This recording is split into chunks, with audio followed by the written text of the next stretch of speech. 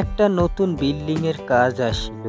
সব মেপে ঝেপে বুঝিয়ে বললাম, ভাই এই কাজটা ঠিকঠাক করাতে হলে আনুমানিক ১০ টাকার মতো খরচ পড়বে। রং, পুডিং, মই লাগানো, পরিষ্কার করা সব মিলিয়ে ঠিকঠাক কাজ করাতে গেলে এটাই ন্যায্য। কিন্তু এর মধ্যে এক ভাই আসিয়ে বলিল, ভাই আমি এই কাজটা ৫ টাকায় করে দিব।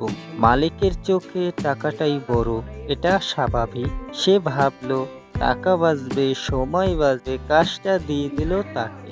কয়েকদিন পর ফোন আসিল, ভাই রং উঠে গেছে, কোনা ফেটে গেছে, আবার করাতে হবে। এটা নতুন কিছু না, এরকম হচ্ছে অনেক জায়গায়। এটা শুধু একটা কাজের ক্ষতি না, এটা পুরো পেইন্টিং পেশার ক্ষতি।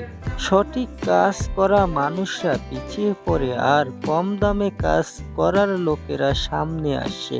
এভাবে বাজারের মজুরি নষ্ট হয়, মানের কোনো দাম থাকে না। আমি পেইন্টার সাহেব, আমি দামে না মানে বিশ্বাস। ১০ টাকার কাজ ৫ টাকায় নেয়, তারা একদিন নিজেই বুঝবে কম টাকায় কাজ করলে ঘরের রঙের মতোই মুছে যায়।